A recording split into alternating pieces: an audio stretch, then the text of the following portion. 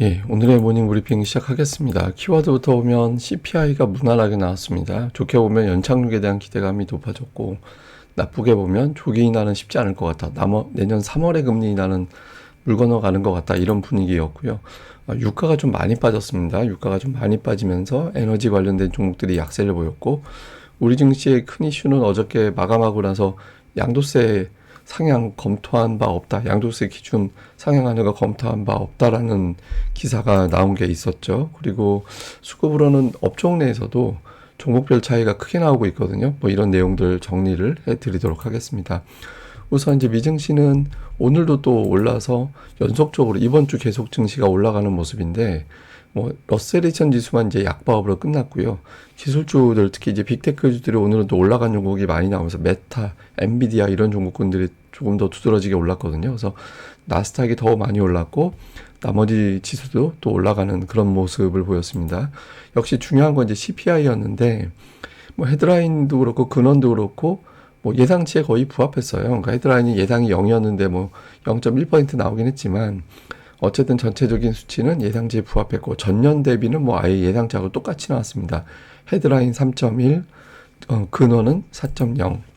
근데 이제 항목으로 보면 떨어뜨리는 데 영향을 준 거는 에너지. 그러니까 마이너스 2.3% 빠져서 영향을 줬고, 반면에 이제 중고차 트럭이 1.6% 올라서 보시면 계속 마이너스권으로 내려가고 있다가 플러스로 바뀌었잖아요. 이게 이제 자동차사들 파업 때문에 파업하면 생산량이 줄어들게 되죠. 그렇게 되면서 이제 가격이 올라간 건데 이게 파업이 해소됐기 때문에 이 요인은 다시 마이너스로 내려갔을 걸로 보여지거든요. 그래서 전체적으로 수치상 뭐 그렇게 위협적인 건 아닌 것 같다. 다만 목표하고 되게 거리가 있잖아요. 목표는 2%대를 목표로 하는 게 연준의 목표이기 때문에 그거하고 거리는 있어서 연착륙 같긴 한데 금리를 내릴 정도는 아니네. 해서 이제 투자자들은 중립 그리고 일부는 연착륙에 조금 더 무게를 두면서 약간의 어떤 매수를 붙인 그런 모습이었다. 이렇게 보면 될 것 같고요. 주요 어떤 그 발언들과 뉴스도 정리를 해보면 그 경기 둔화 또 경기 침체 주식시장 하락 여기에 대한 경고도 물론 있었습니다. 그러니까 내년도 심각한 경기 침체 올 수 있다. 주식시장 올라간 거 최근에 올라간 걸로 이제 해소된다. 근데 2001년, 2008년, 2020년에도 급락 전에 증시는 올랐었다. 경기가 나빠지기 직전에 증시가 올라간 사례가 있다. 이런 주장을 했고요. 웰스파고 같은 경우도 내년도 상반기 주식시장 별로 안 좋을 것 같아. 이런 어떤 경고의 메시지를 보내기도 했습니다. 근데 또 반대되는 의견도 제법 있었어요. 근데 오늘 섞인 가운데 투자자들이 조금 더 관심을 가졌던 대목은 옐런 장관의 코멘트였습니다. 옐런은 그 여러 가지 어떤 발언을 했는데 2%가 이제 연준의 목표잖아요. 근데 2%로 가는 마지막 1마일, 그러니까 이제 2% 직전에 거기 과연 도달할 수 있을까? 그게 좀 어려울 것 같은데 이런 분석들이 많이 있었거든요. 근데 옐런은 그 1마일이 특별히 어렵지는 않다. 그렇게 생각한다. 이렇게 언급을 했고요.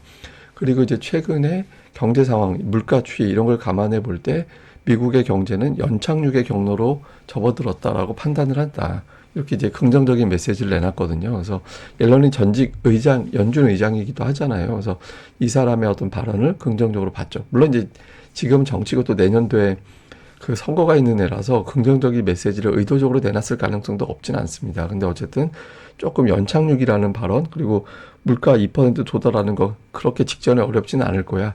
이렇게 발언한 점을 투자자들은 조금 더 주목을 했던 것 같습니다. 그리고 이제 이번 주의 증시가 막 폭발적으로 움직이지 않고 좁은 범위에서 야금야금 움직이고 있잖아요. 그래서 이런 이유를 좀 살펴봤더니 이번 주에 만기인데 무려 이제 5조 달러, 규모가 이제 5조 달러에 이르는 이제 규모 역대 최대 규모의 어떤 만기가 걸려 있다더라. 그래서 시장이 좀 좁게 움직이는 것 같아. 그러니까 이런 어떤 코멘트가 나오기도 했습니다. 그래서 이것 때문에 FOMC 이후에도 시장이 엄청나게 크게 움직이진 않을 걸, 뭐 이런 예측이 좀 있더라고요. 그래서 이런 오늘 주목해 볼 만한 뉴스로는 이렇게 좀 꼽아봤고요. 주요 종목으로는 엔비디아가 2% 넘게 올랐습니다. 그러니까 중요한 자리에서 이게 또 중요한 위치예요. 지금이 400달러에서 500달러 갖고 그 절반 450에서 지지선 잡고 올라왔는데 또 450과 500달러의 중간이 또 476이잖아요. 그래서 지금 위치에서 추가적으로 올라가느냐, 이게 저항이 되느냐도 되게 중요한 위치고요. 근데 이제 유가가 하락하면서 엑슨모빌은 52주 신저가를 기록했습니다. 그래서 이게 유가는 올라가기가 쉽지는 않은 것 같아요. 그러니까 엄청나게 빠진다라고 보기도 쉽진 않지만 그 사우디하고 러시아가 감산하는 것보다 미국이 생산량 늘린 게 더 많거든요. 그래서 근본적으로는 쉽진 않을 것 같다. 그래서 이제 유가가 크게 돌리기 어렵다라고 투자자들이 봐서 이제 에너지주에 대해서는 조금 약세 쪽 베팅이 좀 우세했던 걸로 보여집니다. 그다음에 이제 우리 시장에서는 사실 주목할 뉴스는 저는 이거 이외에는 없는 것 같아요. 그러니까 여러 가지 업종별 뭐 그런 뉴스가 있긴 하지만 어저께 마감하고 나서 어제 버전으로는 또다시 양도세 완화하는 거 이제 구체적으로 검토하고 있지 않다. 이런 뉴스가 떡하고 나왔잖아요. 이게 거의 이틀에 한 번꼴로 뉴스가 반전되는 것 같은데 이 뉴스가 나오면 아마 이거 기대하고 들어왔던 매수세, 그 다음에 혹시나 하고 덜 팔고 있었던 양도세 관련된 어떤 매도 물량 이게 조금 출회가 될 거예요. 그래서 이거는 단기적으로는 조금 매물이 나오는 요인이 될 수는 있는데 다만 이제 양도세 관련된 매도는 11월부터 이미 나오거든요. 네, 나와가지고 거의 막바지라서 이것 때문에 새삼 엄청난 매도 물량이 나온다 이렇게 보기는 어렵습니다. 근데 조금 아쉽죠. 예, 이게 또 반전이 될지는 알 수는 없는데 왜냐면 주말에 나왔던 완화 뉴스는 여권 관계자발 뉴스였거든요. 근데 이제 정부 쪽에서는 아니라고 하고 있고 이게 맞서는 형태라서 또 뉴스가 반전될 수도 있을 것 같긴 합니다. 근데 어쨌든 현재 버전으로는 또 약간 이것 때문에 매물이 나올 가능성은 있다. 그런데 이미 매도가 상당 부분 나와서 거의 뭐 막바지로 봐야 되기 때문에 오히려 이제 이번 주 넘어가면 오히려 역으로 관련된 매도 나왔던 종목은 또 역으로 봐야 되는 시점이 되기도 하거든요. 어쨌든 그렇고 다음에 이제 주요 종목들 보면 삼성전자가 어저께 우리가 몰라서 그렇지 연중 최고치였어요. 제가 이제 삼성전자 말씀드릴 때 턴 되는 해 전에는 한 40% 올라가는 경향이 있다. 근데 지금 33% 올랐거든요. 연중으로. 이게 이제 추가로 올라갈지 연중 최고치라서 이게 저항이 또 치열하게 저항으로 가동되는 자리거든요. 이게 또 만길도 있고 우리도 이제 그럼에도 불구하고 올라가게 될지 이거 좀 봐야 될 것 같고 그 다음에 이거는 뭐냐면 차별화 장세를 보여주는 이제 비교 차트라고 생각을 해서 보여드리는 건데 한미 반도체, 제주 반도체, SFA 반도체 이 보시면 한미 반도체는 연간으로 보면 압도적인 상승이 나왔죠. 근데 잘 보시면 뭐 11월 이후에는 주가가 오히려 흘러내리고 있잖아요. 근데 11월 이후에 가장 탄력적으로 움직이는 건 제주 반도체. 근데 제주 반도체가 연간으로 보면 제일 부진했던 종목이에요. 그리고 이제 어제 급등했던 건 SFA 반도체.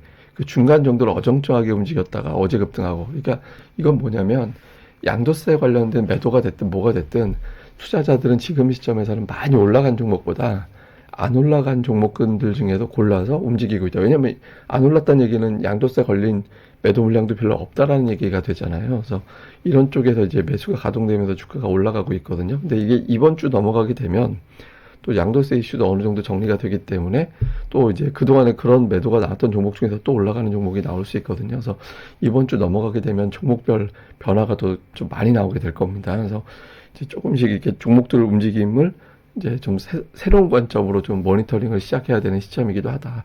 이것도 좀 잘 보시는 게 좋을 것 같습니다. 자, 수급에서는 어저께 외국인 투자들이 순매수 보였는데 화학업종 팔고 금융 팔고 서비스 팔고 매수한 거는 이제 전기전자 운수 장비 그다음에 운수 창고 이런 것들을 매수했거든요. 그래서 수출주 매수한 거랑 제 의약품 셀트리온 헬스케어 이제 매수하고 있잖아요.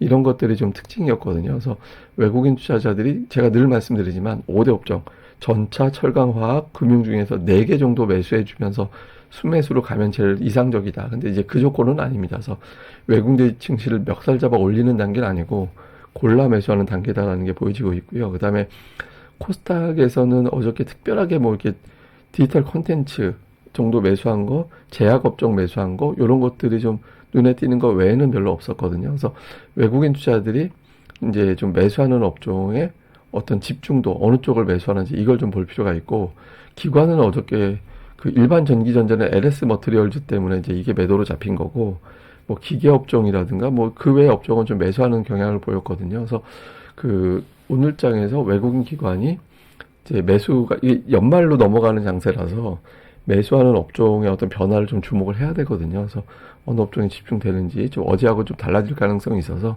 좀 계속해서 좀 살펴봐야 된다. 이렇게 보시면 되겠습니다.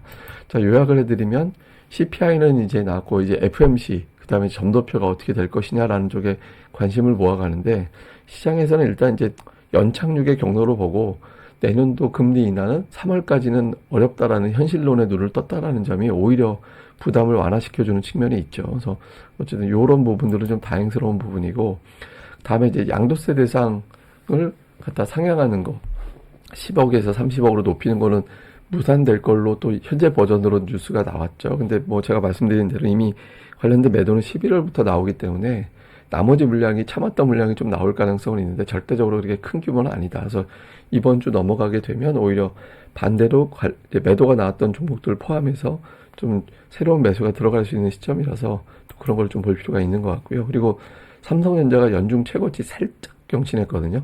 살짝 경신했다라는 거는 돌파해서 안착한 상황은 아니다라는 거예요. 그래서 근데 이제 계속 밀어붙일 수 있을지 시황상 되게 중요한 자료가 될 거고, 그다음에 업종 내 차별화, 제가 아까 이제 반도체에 대해서도 보여드렸지만 사실 2차 전지나 제약 바이오나 통신 장비나 그러니까 업종 내에서 차별화가 다 나타나고 있거든요. 근데 이게 이제 최근에 강했던 종목들이 오히려 눌린 종목하고 또 역순으로 바뀔 가능성도 있습니다. 그래서 지금은 여러 가지 가능성을 열어두면서 종목들의 수급 변화를 또 집중적으로 살펴봐야 될 것 같습니다.